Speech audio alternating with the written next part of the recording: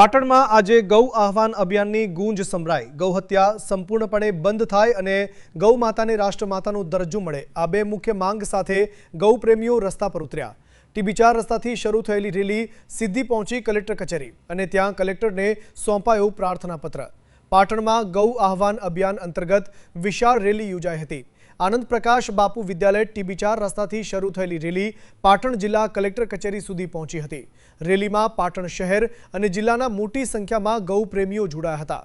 कलेक्टरश्रीने प्रार्थनापत्र अर्पण करी भारत देशमां गौ हत्या संपूर्णपणे बंध थाय तेमज गौ माताने राष्ट्रमातानो दरज्जो आपवामां आवे तेवी भावभीनी मांग करवामां आवी हती। आ अभियानमां सांतलपुर तालुकाना समस्त ब्रह्म समाजना होद्देदारो पण जोडाया हता, जेमां प्रमुख विशालभाई राजगोरगोर, उपप्रमुख अने कथाकार शास्त्रीजी सुरेशभाई रावल, मंत्री संदीपभाई मढवी, कांतिभाई रावल तथा सोशल मीडिया इंचार्ज देव राजगोर सहितना आगेवानो उपस्थित रह्या हता। गौ आह्वान अभियाननी आ रेलीमां गौ संरक्षणने लईने उठेली मांग हवे प्रशासन सुधी पहोंची छे। रिपोर्टिंग जयदीप माली, प्रकोप न्यूज, सांतलपुर।